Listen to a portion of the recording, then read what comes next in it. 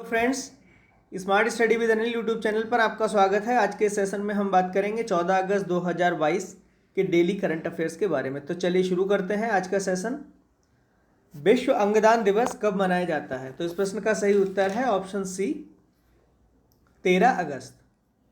विश्व अंगदान दिवस हर साल 13 अगस्त को मनाया जाता है। यह दिवस लोगों में अंगदान करने के प्रति जागरूकता फैलाने के उद्देश्य से मनाया जाता है। दुनिया में पहला अंगदान साल 1954 में किया गया था। इस साल यानी कि 1954 में रोनाल्ड डी हेरिक नाम के एक व्यक्ति ने अपने जुड़वा भाई को अपनी एक किडनी दान दी थी। भारत में अंगदान दिवस यानी कि राष्ट्रीय अंगदान दिवस हर साल 27 नवंबर को मनाया जाता है। आगे बढ़ते हैं। किसके नेतृत्व में वैश्विक शांति के लिए एक आयोग का गठन किया जाएगा? इस प्रश्न का सही उत्तर है ऑप्शन डी, उपयुक्त सभी, यानी कि नरेंद्र मोदी, पोप फ्रांसिस और एंटोनियो गुटेरेस, इन सभी के नेतृत्व में एक वैश्विक शांति के लिए एक आयोग का गठन किया जाएगा। मैक्सिकन राष्ट्रपति एंड्रेस मैनुअल लोपेज ओब्रेडोर के अनुसार वैश्विक शांति के लिए एक आयोग का गठन किया जाए। संभावित प्रस्ताव के मुताबिक यह आयोग 5 साल की अवधि के लिए होगा। मैक्सिकन राष्ट्रपति ने प्रस्ताव दिया कि शीर्ष आयोग में पोप फ्रांसिस, संयुक्त राष्ट्र महासचिव एंटोनियो गुटेरेस और भारतीय प्रधानमंत्री नरेंद्र मोदी को शामिल होना चाहिए। आयोग का जो उद्देश्य वो दुनिया भर में युद्धों को रोकने के लिए एक प्रस्ताव पेश करना। उनके मुताबिक यह आयोग युद्ध रोकने के लिए कम से कम 5 साल के लिए एक संधि के लिए समझौता करेगा। मैक्सिको के बारे में देख लेते हैं। जो राष्ट्रपति हैं वर्तमान में एंड्रेस मैनुअल लोपेज ओब्रेडोर, और जो राजधानी है मैक्सिको सिटी, और जो मुद्रा है यहाँ की क्या है? Mexican peso. आगे बढ़ते हैं। एसबीआई किस देश में भारतीय वीजा केंद्र चलाएगा? इस प्रश्न का सही उत्तर है ऑप्शन बी, बांग्लादेश। भारतीय स्टेट बैंक यानी एसबीआई 2 और वर्षों के लिए बांग्लादेश में भारतीय वीजा आवेदन केंद्र यानी कि IVAC का प्रबंधन करेगा। वर्तमान में एसबीआई बांग्लादेश में 15 केंद्रों का संचालन करता है। ढाका में जमुना फ्यूचर पार्क में IVAC केंद्र 2018 में खोला गया था। यह सबसे बड़ा भारतीय वीजा आवेदन केंद्र है। पहला IVAC एसबीआई के द्वारा 2005 में ढाका में शुरू किया गया था। तो ढाका में सबसे पहला IVAC 2005 में शुरू किया गया था। भारतीय स्टेट बैंक एसबीआई के बारे में देख लेते हैं। वर्तमान के अध्यक्ष कौन है? दिनेश कुमार खरा। और एसबीआई का जो मुख्यालय है वो मुंबई में स्थित है। और एसबीआई की जो स्थापना हुई 1 जुलाई 1955। नेक्स्ट, हाल ही में विश्व संस्कृत दिवस कब मनाया गया? तो इस प्रश्न का सही उत्तर है ऑप्शन डी, 12 अगस्त, यानी कि 12 अगस्त को अभी हाल ही में विश्व संस्कृत दिवस मनाया गया। संस्कृत भाषा के पुनरुद्धार और संरक्षण को बढ़ावा देने के लिए पूरे देश में विश्व संस्कृत दिवस मनाया जाता है। हर साल सावन माह की पूर्णिमा, श्रावणी पूर्णिमा के दिन पड़ने वाले राखी त्योहार के साथ विश्व संस्कृत दिवस को भी पूरे देश में मनाया जाता है। इस साल 12 अगस्त को विश्व संस्कृत दिवस के रूप में मनाया गया। ऐसा माना जाता है कि संस्कृत भाषा की जो उत्पत्ति है वो भारत में करीब 3500 वर्ष पहले हुई थी। साल 1969 में पहली बार संस्कृत दिवस का आयोजन किया गया था। आगे बढ़ते हैं। किस मंत्रालय के द्वारा 12 अगस्त 2022 को स्माइल 75 पहल शुरू की गई है? इस प्रश्न का सही उत्तर है ऑप्शन सी, सामाजिक न्याय मंत्रालय।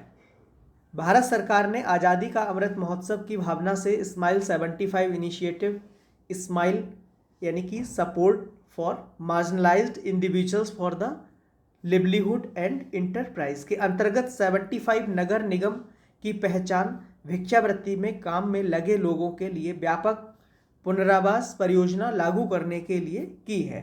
सामाजिक न्याय और अधिकारिता मंत्री वर्तमान में कौन है? डॉक्टर वीरेंद्र कुमार।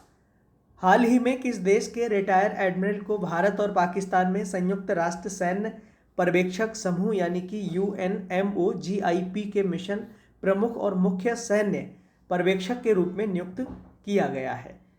तो इस प्रश्न का सही उत्तर है ऑप्शन सी, अर्जेंटीना। संयुक्त राष्ट्र महासचिव ने अर्जेंटीना के retire admiral Guillermo Pablo Rios को UNMOGIP के प्रमुख के रूप में नियुक्त किया है, जो कि विवादित राज्य जम्मू और कश्मीर में जो नियंत्रण रेखा है LOC की निगरानी करता है।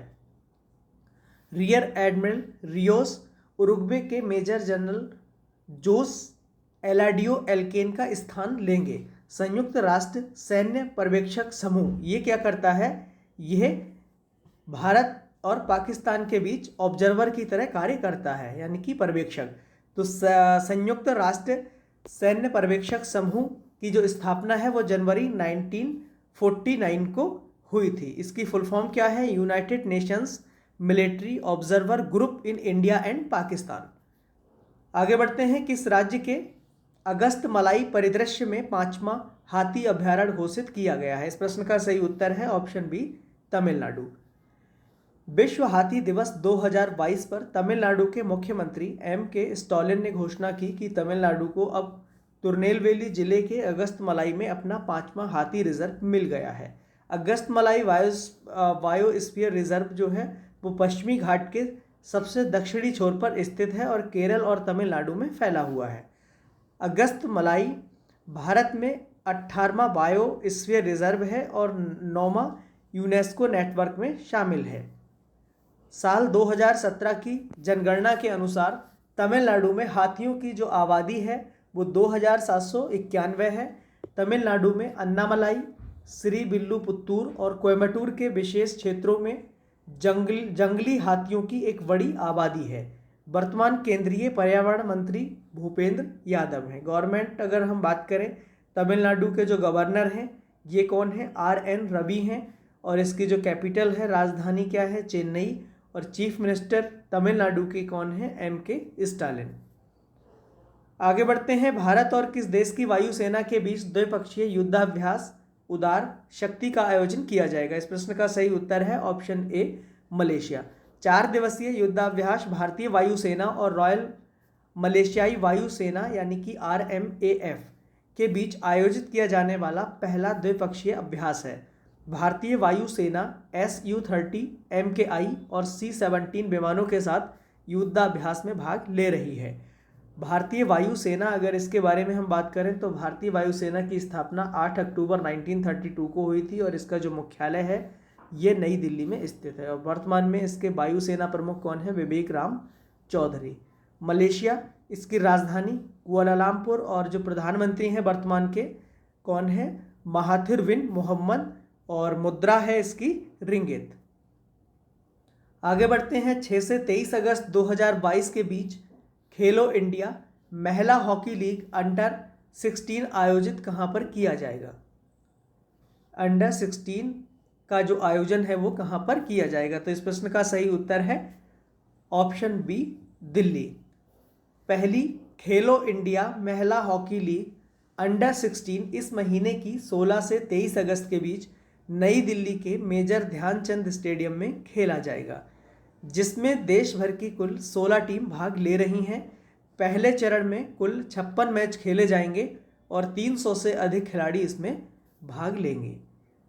आगे बढ़ते हैं। अंतर्राष्ट्रीय वामपंथी दिवस यानी कि इंटरनेशनल लेफ्ट हैंडर्स डे हर साल कब मनाया जाता है? इस प्रश्न का सही उत्तर है ऑप्शन सी, 13 अगस्त। अंतर्राष्ट्रीय वामपंथी दिवस बाएं हाथ के लोगों की विशिष्टता और मतभेदों का जश्न मनाने और मुख्य रूप से दाएं हाथ की दुनिया से बाएं हाथ के होने के फायदे और नुकसान के बारे में जागरूकता बढ़ाने के उद्देश्य से मनाया जाता है। यह दिन पहली बार 1976 में लेफ्ट हैंडर्स इंटरनेशनल इंक के संस्थापक डीन R. कैंपबेल के द्वारा मनाया गया था। तो आज के लिए बस इतना ही।